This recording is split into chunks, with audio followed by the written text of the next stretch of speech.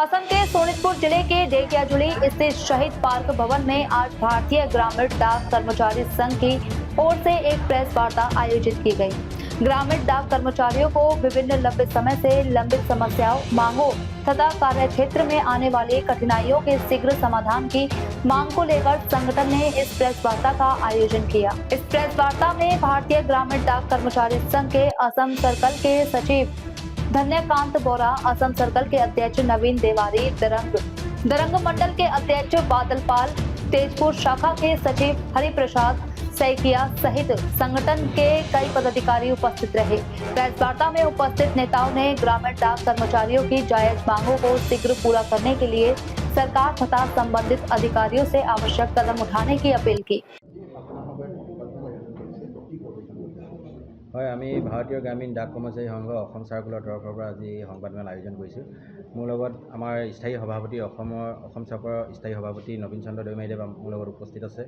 মই অসম চক্ৰৰ চক্ৰ সম্পাদক ধন্যকান্ত বৰা, আমাৰ দৰং ডিভিজন সম্পাদক বাদলপাল ডাঙৰীয়া আছে আৰু লগতে আমাৰ দৰং ডিভিজনৰ অন্তৰ্গত মঙলদৈ, বিশ্বনাথ চাৰিআলি আৰু তেজপুৰ শাখাৰ সভাপতি সম্পাদকসকল আজি এই প্ৰেছ মিটত অংশগ্ৰহণ কৰিছে। আমাৰ মূল দাবী হ'ল যে আমাৰ ভাৰতীয় মজদুৰ সংঘ স্বীকৃতিপ্ৰাপ্ত এটা সংগঠন আমাৰ ভাৰতীয় পোষ্টেল এমপ্লয়িজ ফেডাৰেশ্যন আৰু ভাৰতীয় পোষ্টেল এমপ্লয়িজ ফেডাৰেশ্যনৰ লগত সংলগ্ন হৈ আমি প্ৰায় 10টা সংগঠনে আগন্তুক দিনত আমি আন্দোলন কাৰ্যসূচী ঘোষণা কৰিছোঁ। ইয়াৰ মূল দাবী হ'ল যে ভাৰতবৰ্ষৰ যি পোষ্টেল ডিপাৰ্টমেণ্ট, সকলো জনসাধাৰণে জানে যে আমাৰ পোষ্টেল ডিপাৰ্টমেণ্টটো এটা জনসাধাৰণৰ সেৱাৰ কাৰণে এটা বিভাগ আছিল, কিন্তু এই বিভাগটো আজি পৰ্যায়ক্ৰমে আজি ডাক বিভাগৰ কিছু মুৰব্বীসকলৰ ভুল সিদ্ধান্তৰ কাৰণে আজি ডাক বিভাগটো প্ৰাইভেটেশ্যনৰ গতিত গৈছে। গতিকে তাৰ বিৰোধিতাৰে আমি আন্দোলন কাৰ্যসূচী ঘোষণা কৰিছোঁ। যি ধৰণে ধৰক যে আজি একাউণ্টবিলাক খোলাৰ কাৰণে যিখিনি আজি পাব্লিক যিবিলাক SB, RD বা RPLI, সুকন্যা, অন্যান্য আমাৰ পোষ্টেল ডিপাৰ্টমেণ্টৰ বিভিন্ন আঁচনি আছে, এই আঁচনিবিলাকত যি ধৰণে পাৰ্চেণ্টেজবিলাক আমাৰ সুদৰ হাৰবিলাক যি ধৰণে বৃদ্ধি কৰিব লাগিছিল চৰকাৰে, সেই সুদৰ হাৰবিলাক বৃদ্ধি নকৰি পেলাই তেওঁলোকে আমাৰ প্ৰতি বছৰে 10 পইচা 20 পইচা সুদৰ হাৰ কমাই আহিছে। আমাৰ খাতি খোৱা জনসাধাৰণবিলাকে আজি এই ডাক বিভাগটো সমগ্ৰ ভাৰতবৰ্ষত প্ৰায় 1,29,000 আমাৰ ডাক ঘৰ আছে। এই 1,29,000 গাঁও অঞ্চলত থকা এই ডাকঘৰবিলাকত আজি মহিলাসকলে বা আজি গাঁও অঞ্চলত বসবাস কৰা কুকুৰা হাঁহ বিক্ৰী কৰি হ'লেও সেই পইচাকেইটকা গাঁঠি ধন আজি ডাক বিভাগত ৰাখে, কিন্তু এটা যি ধৰণে সুদ পাব লাগে সেই সুদৰ হাৰবিলাক কিন্তু বৃদ্ধি হোৱা নাই। কিন্তু আজি দেখিবলৈ পাব যে পুঁজিপতিসকলৰ যিসকল আমাৰ আজি ব্যৱসায়ী আছে তেওঁলোকৰ কিন্তু লোনৰ পাৰ্চেণ্টেজবিলাক কমাই দিছে, কিন্তু আমাৰ যি ব্যৱসায়ীবিলাকে তেওঁলোকে পইচাবিলাক বেংক বা পোষ্টেল ডিপাৰ্টমেণ্টত নাৰাখে, তেওঁলোকে ব্যৱসায়ত ব্যৱহাৰ কৰে আৰু তাৰ পৰা এটা মতা ধন তেওঁলোকে লাভ পায়। কিন্তু আমাৰ জনসাধাৰণবিলাকে এই পোষ্টেল ডিপাৰ্টমেণ্টত বা বেংকত আমাৰ যি ধৰণে ৰখা হয়, আজি পোষ্টেল ডিপাৰ্টমেণ্টৰ সেই ধৰণে সুদ তেওঁলোকে নাপায়। গতিকে তাৰ বিৰুদ্ধে আমি কৈছোঁ, ইয়াত আমাৰ কি কৰিছে যে আজি বিভাগৰ কিছু প্ৰশাসনিক বিষয়াসকলৰ ভুল সিদ্ধান্তৰ কাৰণে আমাৰ শ্ৰমিকসকলৰ বিশেষকৈ গ্ৰামীণ ডাক কৰ্মচাৰীসকলে 20,000 বা 30,000 টকা চেলাৰী পায়।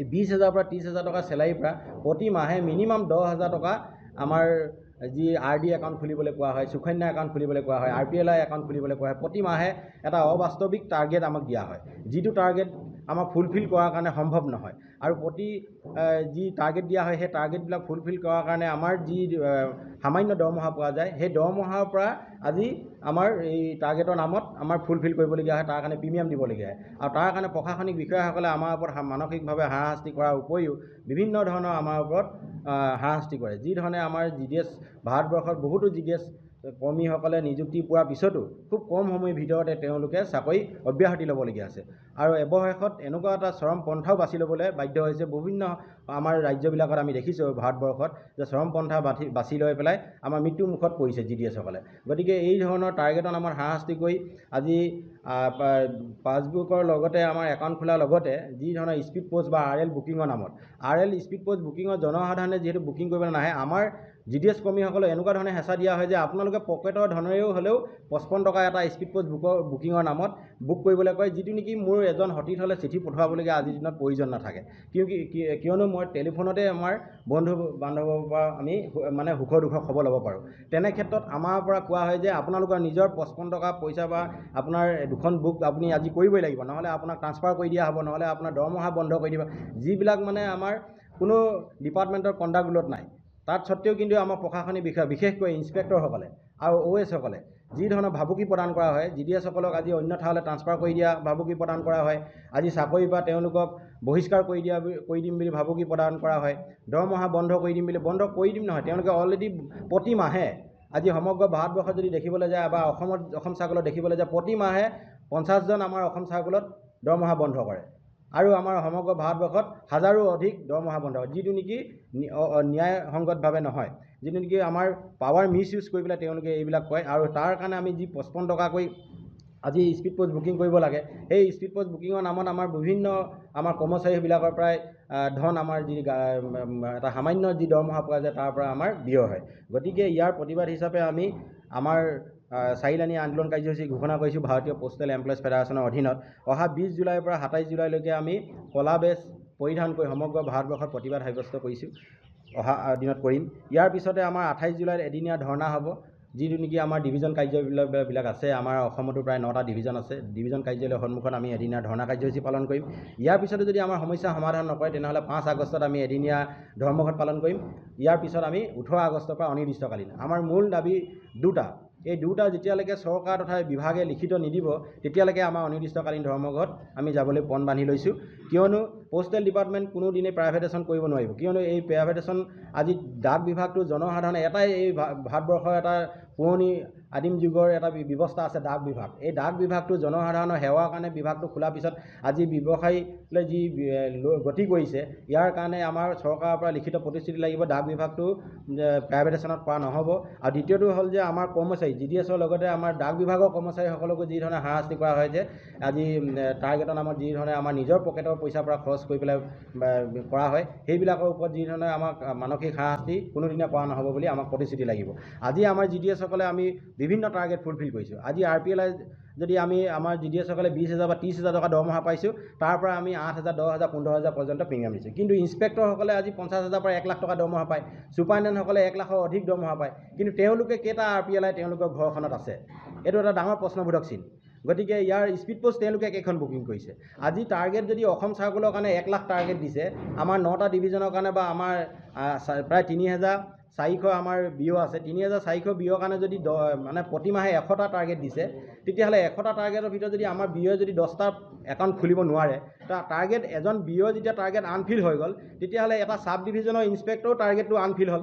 ঠিক তেনেকৈ আমাৰ ডিভিজনৰ ছুপাৰিনটেণ্ডেণ্টৰ টাৰ্গেটটো আনফিল হৈ গ'ল। গতিকে ছুপাৰিনটেণ্ডেণ্টৰ দৰমহাটো বন্ধ কৰিছে নাই কৰা, ইনস্পেক্টৰৰ দৰমহা বন্ধ কৰিছে নাই কৰা, এইবিলাক এটা ডাঙৰ প্ৰশ্নবোধক চিন আছে। গতিকে যদি GDS-জনৰ দৰমহা বন্ধ কৰিবলগীয়া হয়, সমান্তৰালকৈ ইনস্পেক্টৰ আৰু SPও দৰমহা বন্ধ কৰিব লাগিব, আৰু লগতে CPMGও দৰমহা বন্ধ হ'ব লাগিব। কাৰণ CPMGক 1 লাখ টাৰ্গেট দিছে, আজি 3,400 পোষ্ট অফিচৰ মাজত যিটো ভাগ কৰি দিছে, তাত যদি আমি 10টা টাৰ্গেট একাউণ্ট খুলিব নোৱাৰিলোঁ, তেতিয়াহ'লে চাৰ্কুলৰ আমাৰ CPMG টাৰ্গেট আনফিল হ'ল। গতিকে CPMG দৰমহা কিয় বন্ধ নকৰে?